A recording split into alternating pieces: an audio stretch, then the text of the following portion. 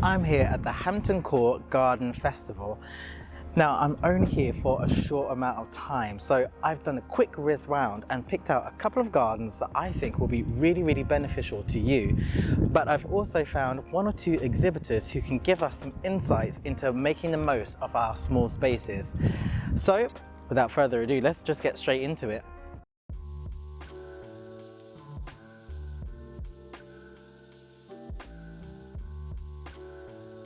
So I'm Bea and I've designed this garden here at Hampton Court this year. It's called the Moss Magic Garden and it's in the Get Started Garden category. It looks so beautiful. Thank you. Can you tell us, what is your client brief for this garden? Yeah, so when I wrote the brief, I wanted to do a garden for a small, shady, enclosed space. When you enter the category, all of the gardens have to be the same size, which is 5.5 metres by 5.5 metres. And that really reminded me of the kind of gardens that you get in new build houses, in new build estates, which all tend to be either square or rectangular. And I'm guessing that this would be a shadier kind of garden.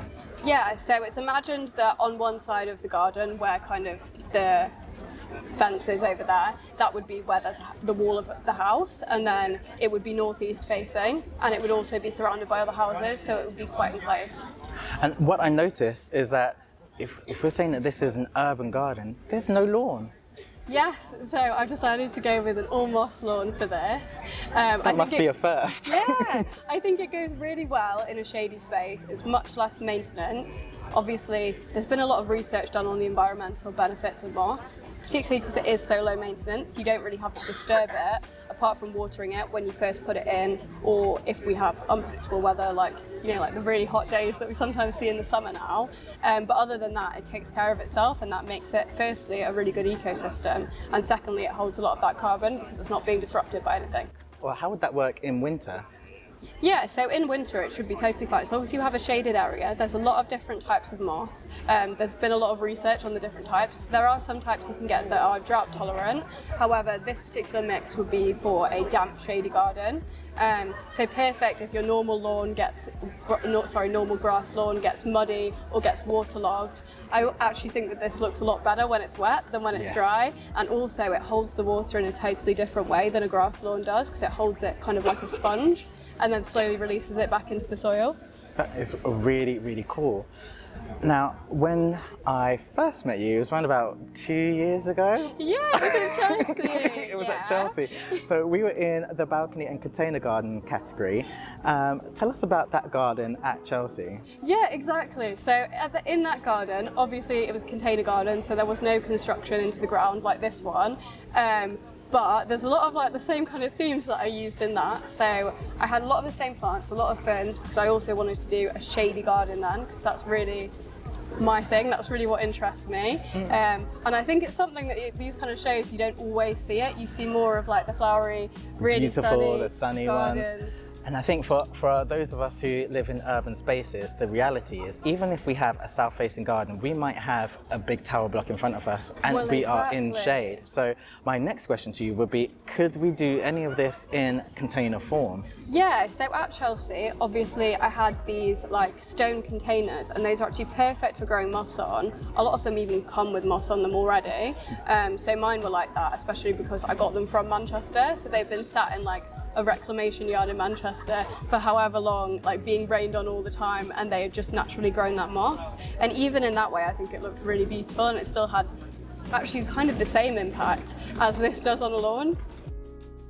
I'm guessing that maybe in terms of container, I have a couple of these ferns in there. Would you mix the ferns in with anything else? Would you just keep the ferns into one pot with a hosta or something? No, so I think you can mix them all in. That's what I did at Chelsea, and that's what I've also done a little bit in my own garden, and I think it works fine as long as you have plants that are for the same kind of condition and you're looking after them. Obviously this is a show garden, as you know, like it's planted a bit differently than you would in your own home. Like I would never recommend people plant things this close together. Yeah, I think that's one of the things that with the show gardens is that dense, that you have to plant densely. It's really weird, isn't it? Because you're planning for like what it would look like in year 5, which is so unusual, and it feels a bit weird to do.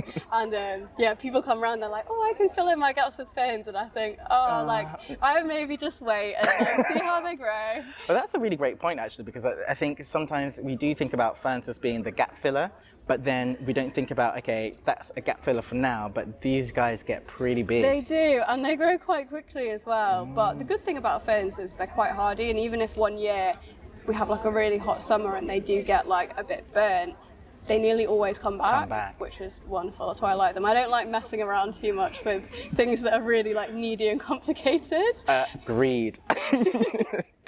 Do you have a favourite part of the garden? Do I have a favourite part? So I love this wall that's behind us, and this is reclaimed Welsh slate.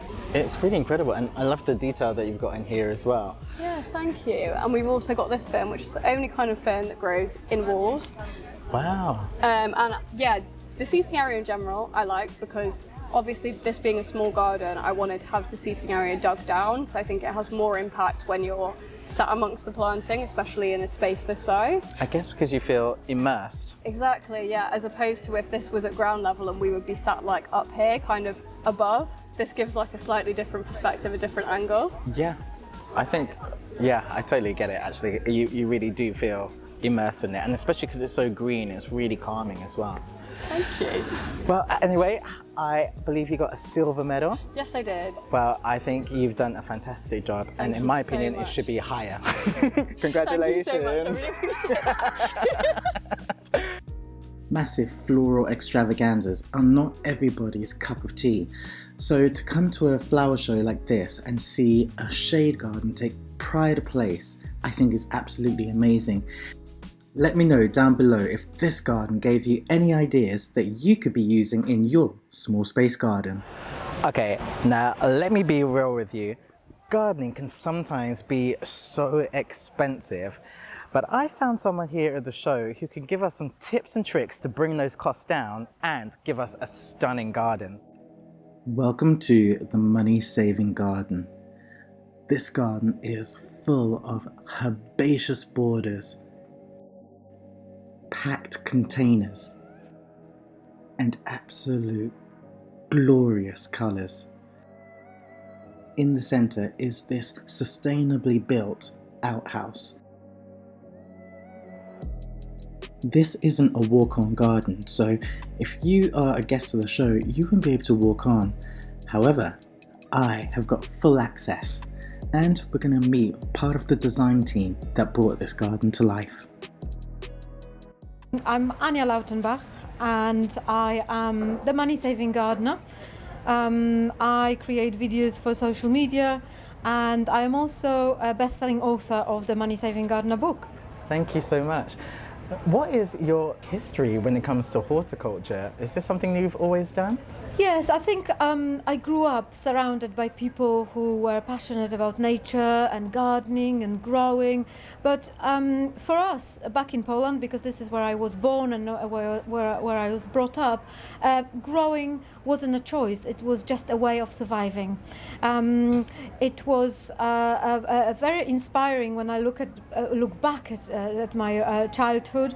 But for those people, it was just a way of living and surviving. So seeing my grandparents' garden and my mum, I just got into growing.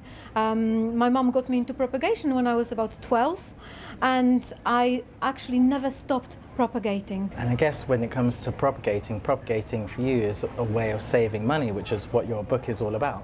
Absolutely. I think as the world is facing high cost of living crisis, we want people to understand that creating a glorious garden at a fraction of the cost is possible, and anyone can do it. And I'm on the mission through my social media content and also through my books to share with people what is possible. And that has bled into this garden, because this garden is all about money-saving tips. So talk us through the garden.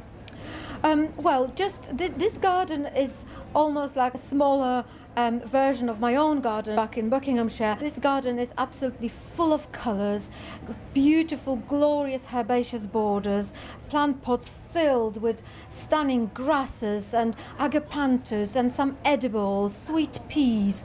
Absolutely beautiful, but all created at a fraction of the cost. We're trying to show people, as we are in this beautiful room, that so much can be repurposed.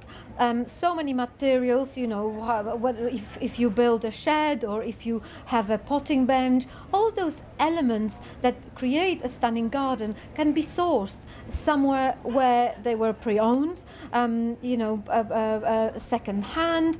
They don't have to be purchased in shops, and just to show people what is possible.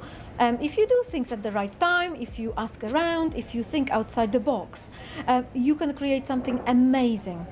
And what I love is the floral borders. Am I right in saying that almost all of that border is propagated or can be propagated? Absolutely. Every plant that grows in this garden can be easily propagated, and that can be done through division, through taking cuttings or collecting seeds and growing plants from seeds, and this way to multiply for free. What about if you're a container gardener? Can you propagate even if you just have a small space?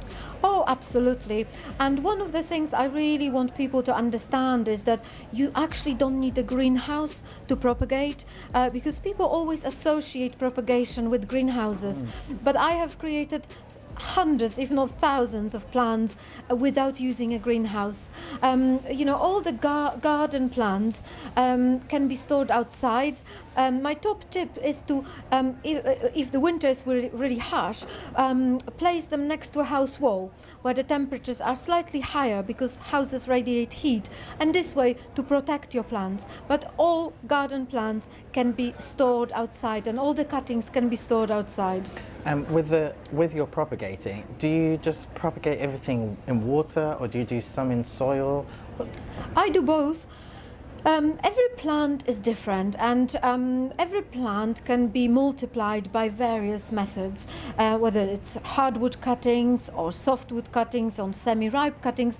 And some, let's take hydrangea for example, you can root them in water, you can take softwood cuttings in the spring, you can take semi-ripe cuttings in late summer or autumn, or hardwood cuttings in the winter. You can also divide hydrangeas. And all the methods I have included in my book, The Money Saving Gardener, just to show people how easy it is and how many different methods of propagation are available to hobby gardeners and anyone really. I believe you got some tips about propagating lavender, so do you mind showing us how to propagate some lavender? Absolutely, that's my favorite bit. Oh. That's my favorite plant. Amazing, let's go Yes, and do let's some do it. propagating. I wanted to show you how you can turn waste into something really useful. And this lavender needs pruning after flowering at the end of the flowering season in the summertime.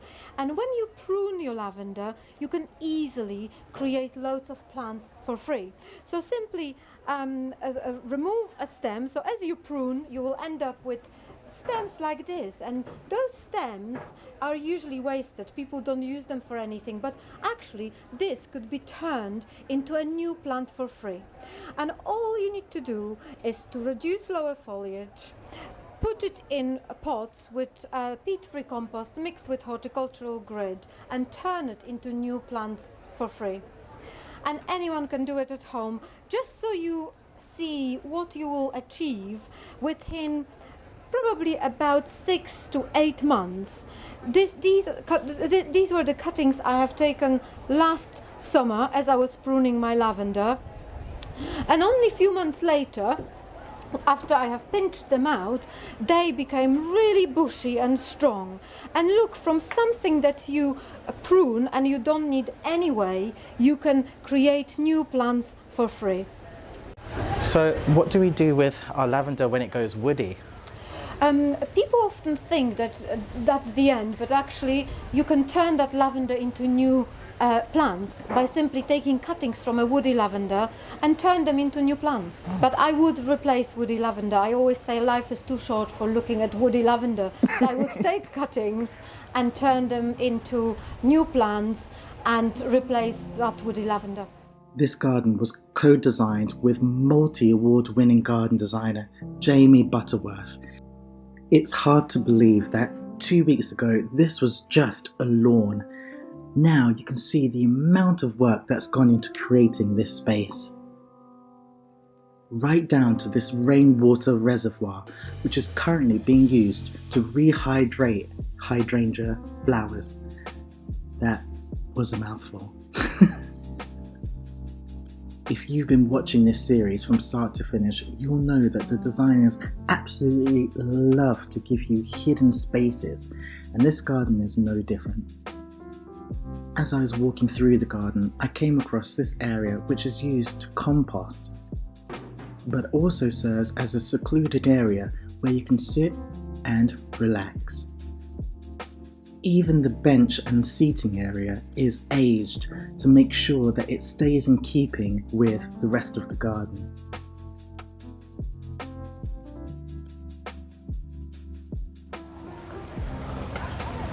My goodness, what a find. This garden is absolutely spectacular. And it just goes to show that you don't have to have a ton of money if you want to get started making your very own garden. But the ideals and ethos behind this garden are something that we as small space gardeners can implement into our own spaces. I hope that you found this really useful. If you did, let me know in the comments below.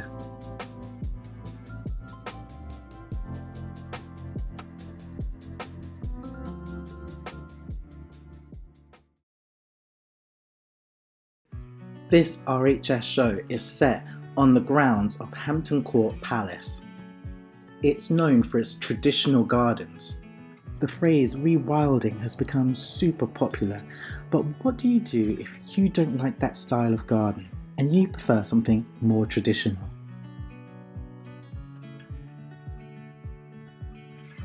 Hi, my name's Sam. I'm one of the horticulturists at Wisley. So where is RHS Wisley and what is Wisley? So Wisley is about 20 minutes from Hampton Court. It's down the A3.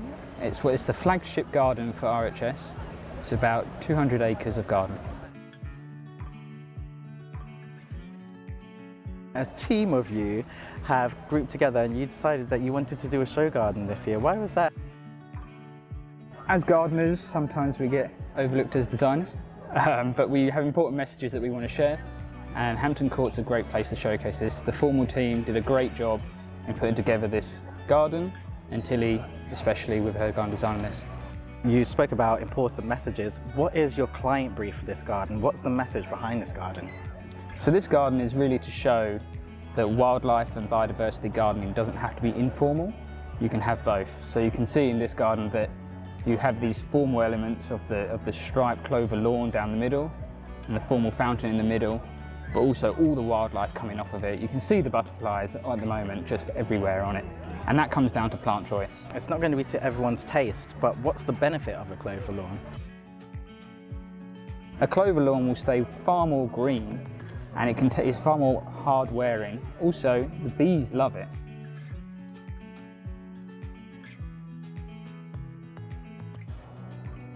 How do we go about creating more of a wildlife haven in terms of a container garden? So container gardens can still be gardens really, they're just on a smaller scale.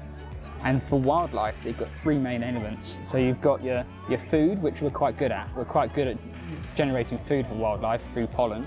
Okay. You need your water. So it's a little bit more difficult, but in containers you can still have water. And a third bit is habitat. So that can be created with all sorts of bits that you have on your balcony anyway. But pine cones you can use, for example, you can collect those and just have them there. So you just need somewhere for them to stay as well. I guess in a way it's about creating more reasons for the wildlife to stay in that garden. Exactly, they found their way to your containers, but you just want to let them know that they can stay. So you find places for them to shelter and somewhere for them to overwinter as well. And then in terms of your planting choice, why did you pick some of these plants? Was it based on colour to attract some of the wildlife in, or? did you go on feeling? So the planting's sort of broken up into two different sets. You've got daytime pollinator plants that are usually lighter colours, your pinks, your purples, your reds. And then you've got nighttime pollinators, so your sort of pastel-y sort of colours that also have the evening scent, so that's much more attractive for moths and things like that. Okay, so which plants in particular would work for moths? So phlox is a classic one. So phlox in the evening, you can smell phlox. That's when the scent starts coming. So that's much more likely to have moths on it in the evening. I'm always concerned on whether or not I've got enough planting for the moths, so that's something that I will definitely be taking home with me, so I'm going to go and investigate that border. And then I also absolutely love what you've done with the container ponds. I sell container ponds on my website, but these are absolutely amazing. Can you talk us through some of the planting elements for the container ponds? Yeah, so you can use any container really to have a pond, as you probably know already, but putting that liner in on the inside just creates that pond, because a terracotta pot is naturally porous. So it will dissipate over time. Oh, I see, so you've got a pond liner in there. We've got a pond liner in there, yeah. And then it's just trying to get that balance. With ponds, it's about where you put it. You don't really want it under a deciduous tree because you get a lot of that leaf litter. And it's about getting that nutrient balance, and that stops it having these algal blooms. Yes. And so, yeah, it's a lot of gardening really. It's observing and changing what you're doing based on your observations. You want to have some sort of vegetation in there, just because that will take a lot of those nutrients out of the water and stop the algae dominating. But depending on what you want, you can have these which are up off the ground, and birds love it, and you'll get dragonflies and you get all sorts of things in it. You can have them way closer to the ground, probably not so applicable for balconies, but you can even sink them in the ground and use it for other animals to get in and out of. Amazing. I think it's a really tremendous garden, and hopefully I will be coming back to Wisley and do a full-on tour. But one thing I will say is Wisley is big, man. It is huge. Yeah. Maybe it's a few visits to Wisley, yeah. A few visits. Yeah. Anyway, thank you so much for your time. Thank you. A massive congratulations to lead designer Tilly and to Sam for talking us through this garden today. Now, I've already been to Wisley, but if you would like me to go back to Wisley and do a full-on video for you, let me know in the comments below and I will be happy to make my return.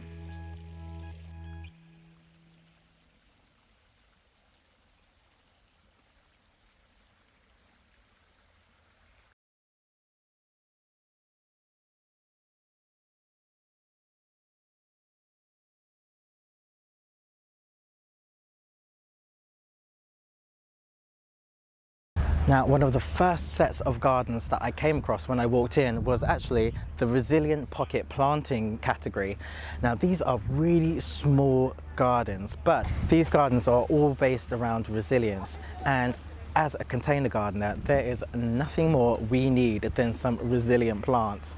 Now, although these gardens are in ground, a couple of these can be translated to containers, and I found a designer who is willing to share some of his knowledge to help us create some more resilient small space gardens.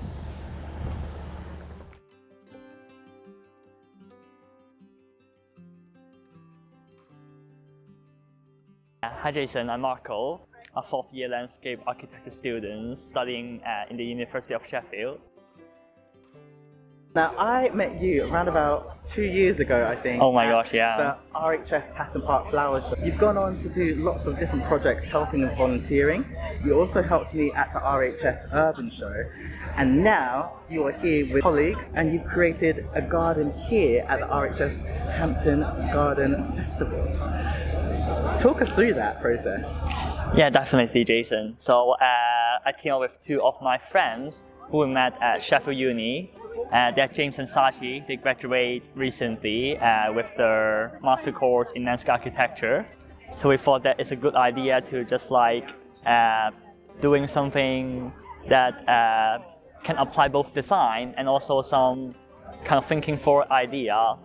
And we found out there's like a resilient pocket planting category in RHS website, so we just thought, oh, why don't we just do it? Yeah. Now, what is a resilient pocket planting category? What does that even mean? Resilient meaning for me would be it's like the toughness of the planting to withstand with kind of harsh environment. And so, this garden is all about coastal planting. So when we think about coastal planting, we Yeah. think about strong winds, right? Yes. So what does this garden do, and how does this garden help the audience who've got windy conditions? So in terms of the windy condition, we add obviously some grasses, miscanthus and stipa. Yeah, they are really strong and tough with the wind, but at the same time they will grow in really harsh condition, as I mentioned. It's really useful to using grasses because they are tough. I, like many viewers at home, Yeah. have got a really windy balcony. Can we put some of this planting into a container? Will it work? Yeah, for sure, I would say, yeah. Let's say one of the example would be Centenina. That is like forward. They have kind of a cotton bell-shaped flower and having fluffy kind of foliage, and they work so well in just like a pot planter as well. Oh, Yeah. amazing. Well, I believe that you won Best Resilient Pocket Planting at the show, and did you win a gold as well? Yes. Thank you so much, Jason. Yeah, we got both. Yeah. Amazing. Well done. Thanks you so a lot. much. Congratulations. A week or so after the show, I was so inspired by Marko's garden that I took myself on a little trip to the Lancashire coast. And you can clearly see the amount of research that Marko and his team would have put into their design, because the planting here is almost identical to what Marko and his team produced. Coastlines are notorious for having treacherous conditions, especially the wind.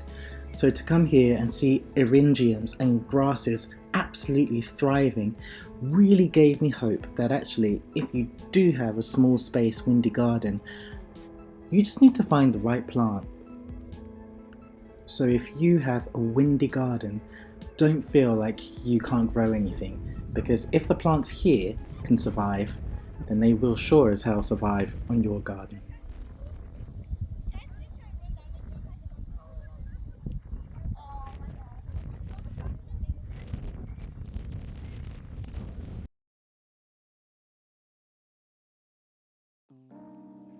Now, no trip to an RHS flower show is complete without visiting the Floral Marquee.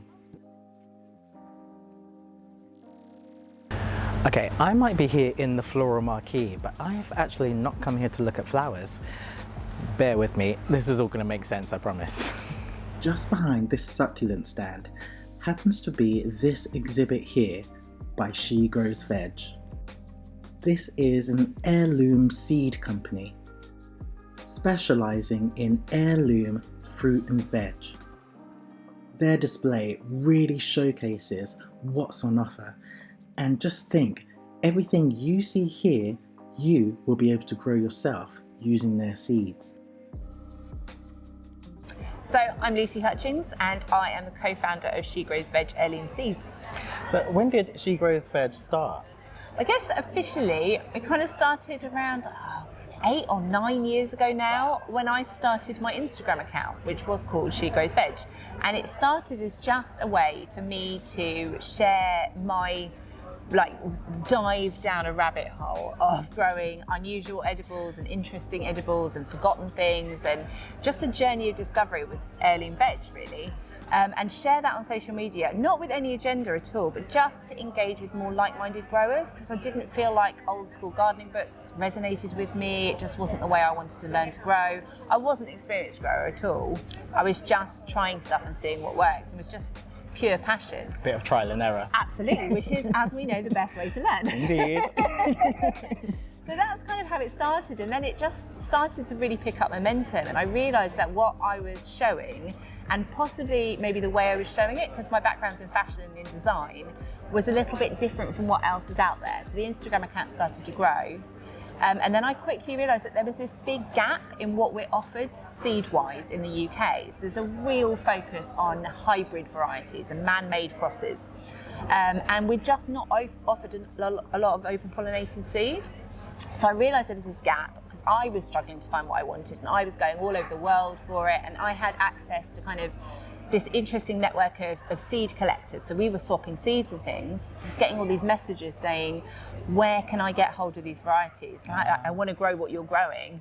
I was like, you can't, unfortunately, because it's not sold in this country. So fast forward like another few years, and I'd kind of looked at lots of different ways to potentially start a seed company in some way. And come up against lots of brick walls, and I'm a creative, that's what I love doing, that's why I worked in fashion, I'm a designer. I'm not necessarily like a business person, so it's how do you make that kind of leap into a formal business? Yeah. And then I reconnected with a friend of mine, Kate, who has 25 years in marketing and advertising, and she did the market research on the vibe that I was getting, that there was this big gap. And I was right, it's definitely, there was nothing else really out there. And yeah, then we started She Grows Veg, and we're only 8 months old. 8 months old, and Yeah. you've exhibited at Chelsea already. We have. And now you're here at Hampton Court, Yeah, like you do. with our second gold medal under our belts. Everyone says you don't get gold the first time. We did. So it's all about heirloom seeds, right? It is. Now, can we grow heirloom seeds in containers? What even are heirloom seeds? Okay, so first thing, an heirloom seed, like people get quite confused about what it is. So an heirloom seed, like, is it the same as a heritage seed? It's really just about terminology. Heirloom and heritage are exactly the same thing. Heritage is a more kind of British colloquial term, whereas heirloom is more globally recognised, but it's also more recognised in the food industry. And we really want to speak to people that care about food as well as gardeners, because we know that gardeners are going to buy interesting veg seed, but there are so many people out there that are really passionate about where their food comes from, and every one of those is a potential grower. So we want to speak to those people that love food, and so we went with heirloom as opposed to heritage, just to kind of have that culinary terminology. I guess in a way, I think heritage sounds even more of a barrier. It sounds more prestigious. I think it sounds kind of a little bit more maybe old school. So strictly speaking, the definition of an heirloom or heritage variety is that it has a history of 50 years or more. Now, not everything that we sell is as old as that, although a lot of it is that old or much older. But I think although we sell some of these old varieties, we try and do it in a really, really modern way. So we've got a huge library of videos that people can access right from a QR code on the back of packets. We're trying to speak to younger people and make sure that everyone has a chance to succeed.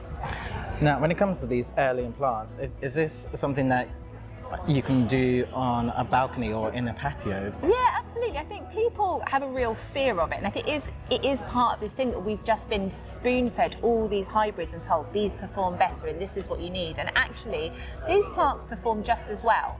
It's just like when you're planning any garden, it's right plant, right place. So you pick the varieties that are going to perform best in small spaces or in containers. And actually, there's loads of edible plants that will perform well that way.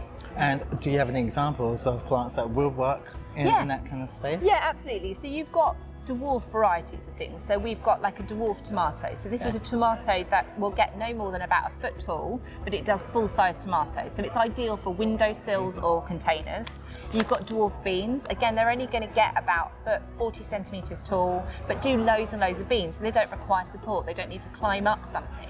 Anything dwarf is going to work really well in a container. So in terms of seed starting, is the process the exact same? Exactly the same. So any dwarf variety is an excellent choice, and you can get dwarf varieties in everything. You can get dwarf broad beans, you can get dwarf sunflowers. So there's a huge variety of things that you can get in a dwarf form, and that's what you want, especially if you're, say, maybe up a bit higher on a balcony and you've got more wind to contend with. You don't want those tall plants. Also, it's a good idea to pick varieties that are going to give you like a lot of food off one plant. So chard is a brilliant example. So you can have one chard plant and it will give you greens, probably all the greens that like a couple would need, for example, all the way through the year. So it's really winter hardy. It's going to take abuse from a lot of different weather, and it grows great in a pot, and you don't have to worry about it. Plus, you have the beauty of the colours of the stems, so it gives you a bit of winter colour. Now, this chard is a really great plant. It's a plant that I saw in Adam Frost's garden this year, and he did a lot of intercropping. So we learned a lot from him earlier on. But I do remember that your garden last year at the BBC Gardeners World show was all about intercropping as well, and then Yeah. edible planting. So when we pick a variety of chard, we can opt for the colours as well to incorporate that Absolutely. into our planting scheme. Totally, and there are so many really beautiful edible plants as well. We've kind of got this real divide, I think, in mentality in gardening, but you have ornamental gardening and then you have like grow your own. Yeah. And that all vegetables have to be planted in rows and you're only growing them for the food. When actually, when you look at a plant like that and it's got that vivid stem colour, if you had that and it was not an edible plant, people would still grow it because they would want it the winter stem colour. If any of the viewers at home wanted to pick up some of these seeds, where would we get them from? So if you come to shegrowsveg.com, and we have a whole container garden section of the website, so anyone that is looking for small space garden or things that are going to be easy to grow or easy to grow in containers, we have specific areas of the website. So we've collated all of that together so it's easy to find. Amazing, and if they wanted to see you in practice, they can check out your Instagram page as well, and you've got some great videos on there too. We do. Amazing. But thank you so much for your time. I'll let you get back to it. But Great yeah, chatting with you. lovely to see you Thanks so again. much. Make sure you check out the She Grows Veg website because you can pick up some seeds for all seasons.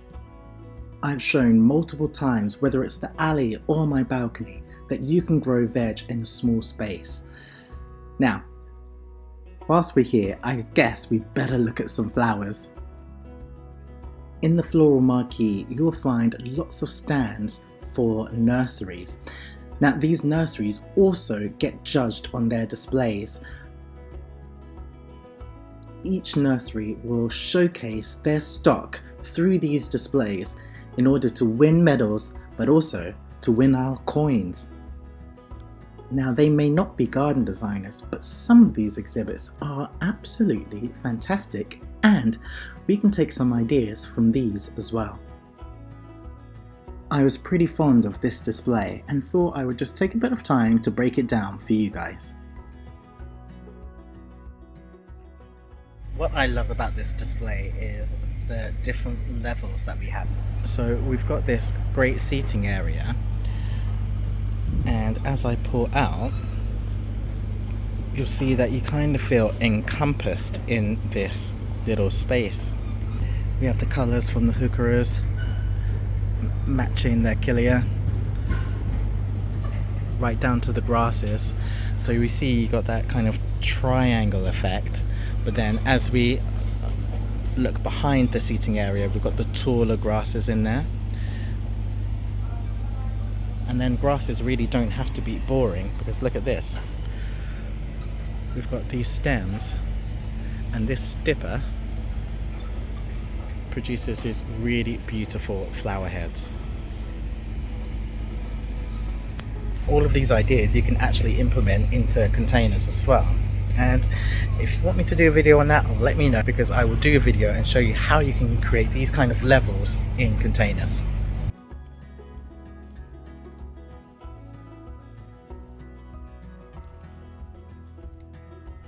I hope that you have enjoyed this whistle-stop tour of the Hampton Court Garden Festival. Next up is going to be Tatton, so if there's anything that you want to see at the very next flower show, let me know in the comments below. Hopefully I will see you all again very, very soon. Bye. This flower show series has been so much fun to film. I'm going to leave a link below for the playlist so you can watch every single one of my flower show visits this year.